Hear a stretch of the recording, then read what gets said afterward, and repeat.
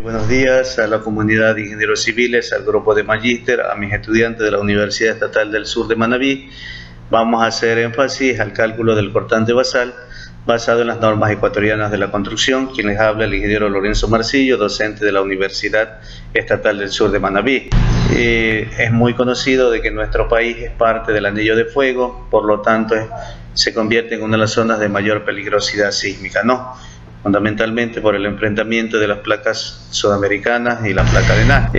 Nuestra normativa se refiere en su definición al sismo de diseño, que el terremoto tiene una probabilidad de un 10% de ser excedido, pero en 50 años, y esto es equivalente a un periodo de retorno de 475 años.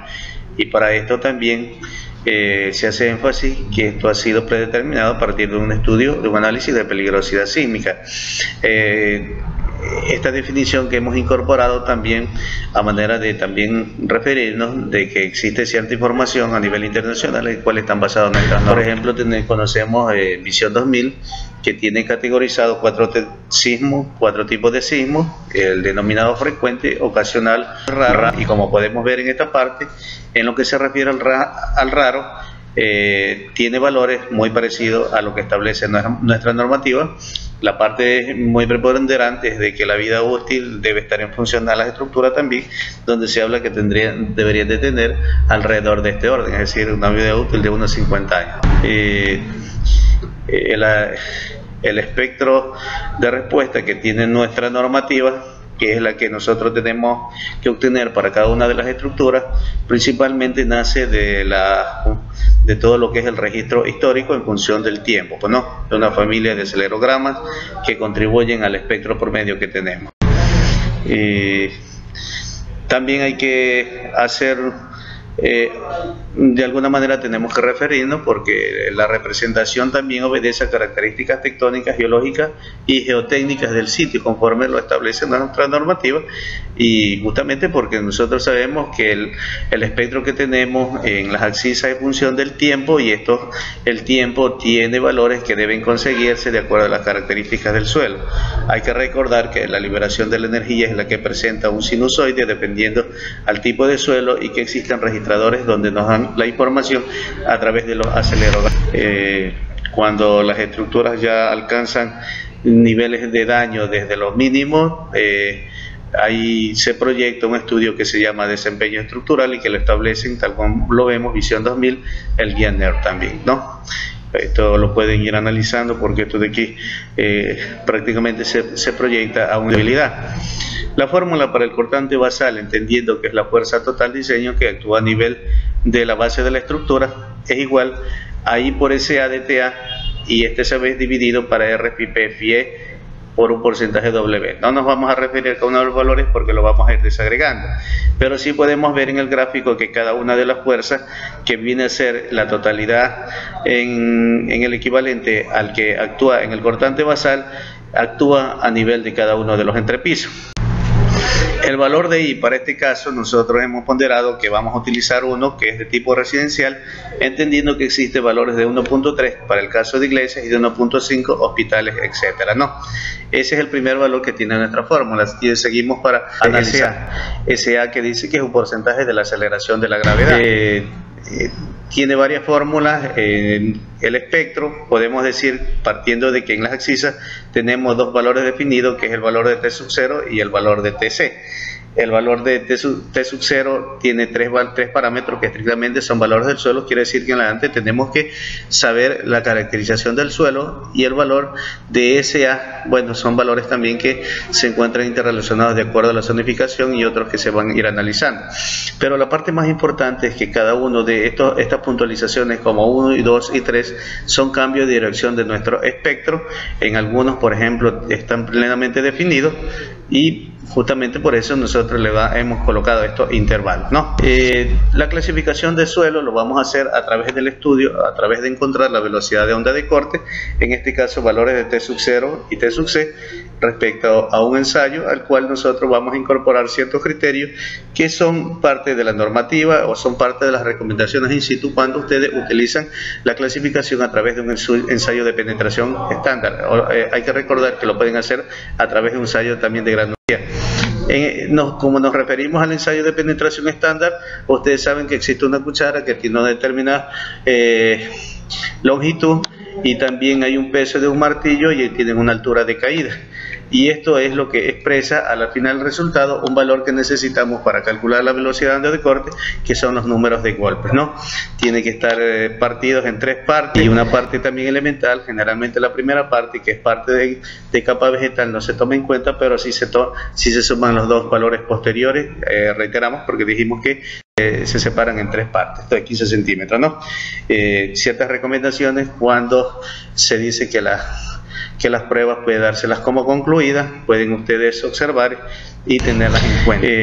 Seguimos con la caracterización de la estructura. En el caso que vamos a definir es una estructura de 2 pisos, por lo tanto tiene una clasificación baja, tiene valores hasta 3 niveles y una capacidad en cada una donde baja la carga de la columna, que tienen que ser menores a 800 kN, que alrededor es de unos 81.5 toneladas, es decir, este sería el valor permisible dentro de esta caracterización. Reiteramos, por decir en cada zapato. El número de sondeos que estamos hablando, que es de una categorización baja, sabemos que la profundidad de perforación mínima es 6 metros y tiene que hacerse mínimo 3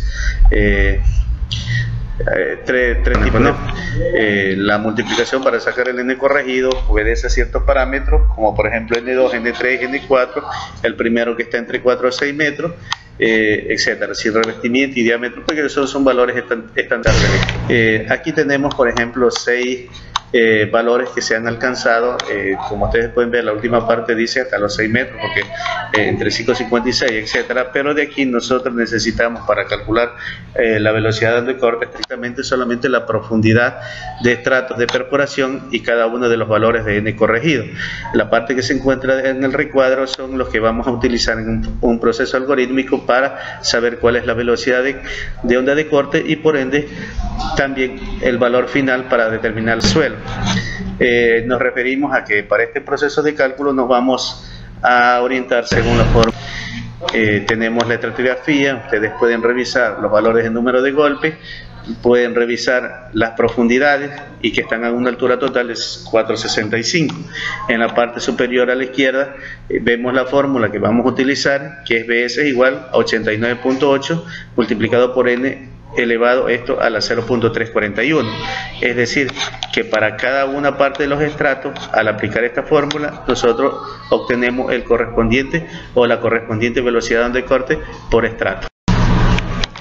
Los resultados que se van obteniendo finalmente tienen que ser arreglados en esta segunda fórmula, donde dice que el valor de H es la altura total y BS, que es sobre este H, ese es el valor total de la velocidad de onda de corte, y cada uno de los resultados según los estratos, esto es igual a 191.32 en un sistema de unidades sobre segundo. Con ese valor comparamos la clasificación de suelo que trae nuestra normativa, vemos que la velocidad de onda de corte, que está entre un poquito más de 190, está categorizado para decir que generalmente es de clasificación tipo D. Y con el número de golpe también podría dar, porque a pesar de que nosotros utilizamos 3 extractos, pero podría subir porque el último que teníamos era 12 y esto dice que mayor o igual a... presentamos un algoritmo que tiene 3 partes, desarrollado en PET6, donde solamente utilizamos las variables, la fórmula y los resultados. Este proceso también pueden revisar los valores que fueron ingresados y el total que se obtuvo, que es coincidente. Posteriormente tenemos que encontrar los valores de FA, FD y FS que tienen relación a las abscisas para encontrar el valor de T sub 0 y el valor de TC que se encuentran en el espectro. Ahora sí lo podemos hacer porque estos de aquí son del sur. Tenemos 3 cuadros para encontrar FA, FD y FS. Por ejemplo, en este caso que nosotros estamos viendo aquí, FA corresponde al que se encuentra en la intersección dentro de lo que es la clasificación de suelo y la categorización del tipo de estructura. Vamos a resaltar que vamos a utilizar el tipo que dice 6, tipo de suelo 0.5 mayor o igual a 0.5, la parte donde es mayor sensibilidad de acuerdo al mapa de zonificación que tienen. De la misma manera obtenemos el valor de FD y el valor de EFS. Los tres valores referidos, de acuerdo al mapa de zonificación, por ejemplo aquí tenemos una parte de nuestro país y que la parte en color rojo es la parte de mayor peligrosidad o mayor amenaza sísmica.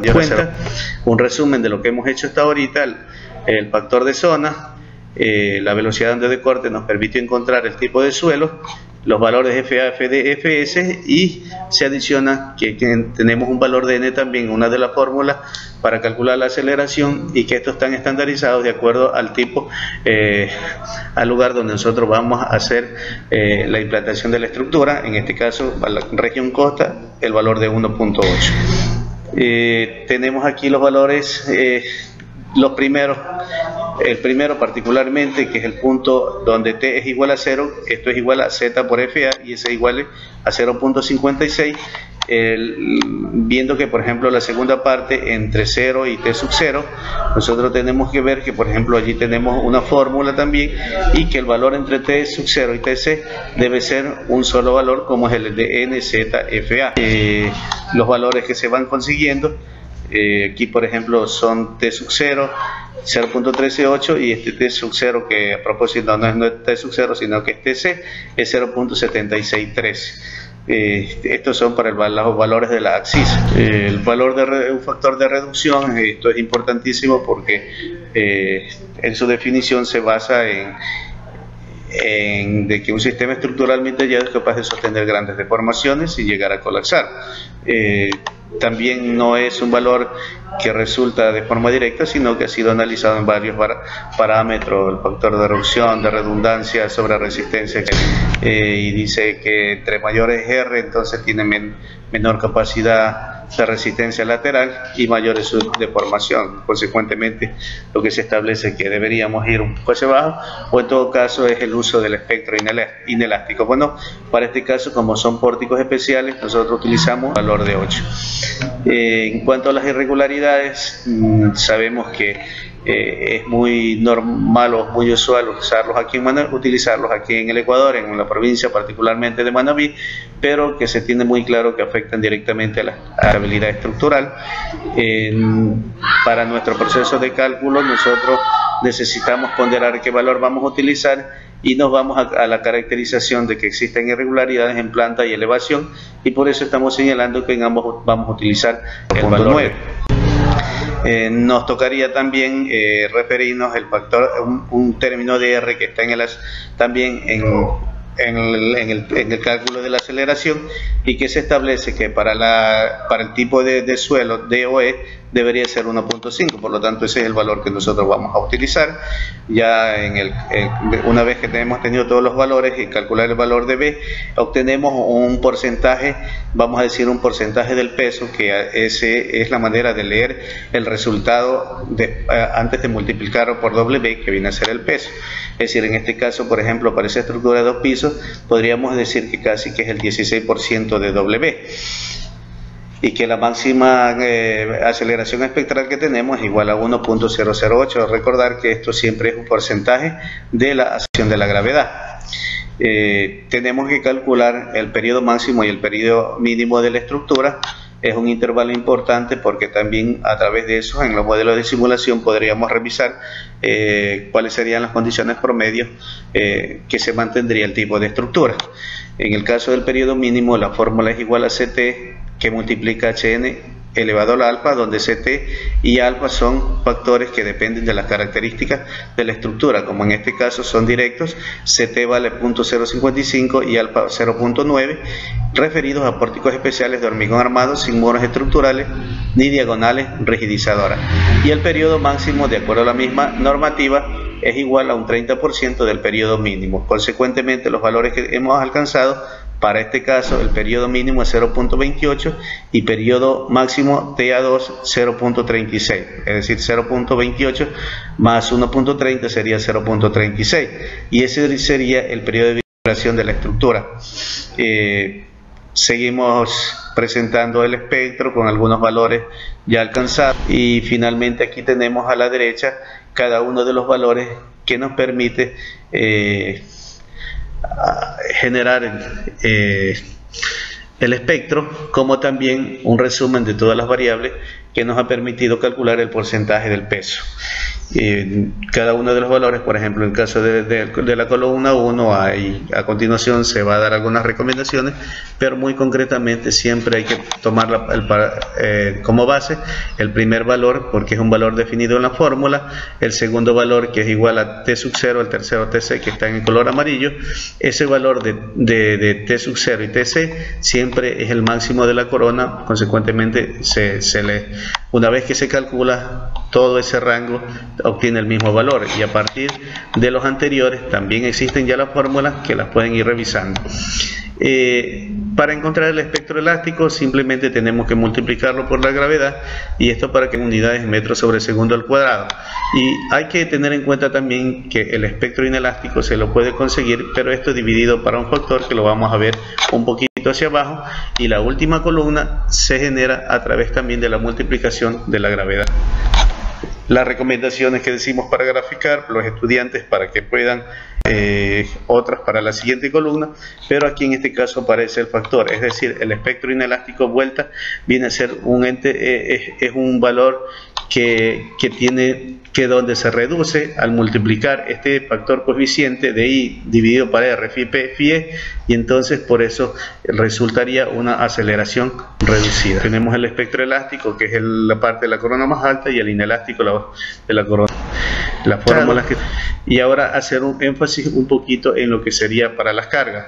No lo vamos a desagregar de la forma como venimos explicando el proceso anterior, porque no es única, simplemente para colocarle valores y obtener ciertos resultados de las fuerzas horizontales. Nos referimos a que vamos a hacer una cubicación poniéndole altura mínima, en este caso de la losa, y como digo aquí en esta parte, vamos a relacionarlo con el proceso de cálculo de altura.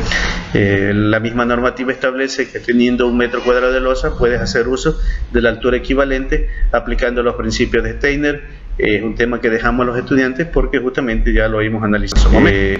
La altura mínima utilizando una fórmula de SI, hay que recordar que en esta parte, como existen más de una, no estamos utilizando la del alfa promedio, pero que el resultado a una luz de 750, que es la mayor según este prototipo que nosotros presentamos, la altura viene a ser igual a 22.8 centímetros, y que el equivalente sería 35 centímetros. Recordar que estamos hablando del 22 porque tenemos, de acuerdo a esta pequeña tabla, 21.54, el inmediato superior es 24.96, consecuentemente en losa alivianada sería de P5.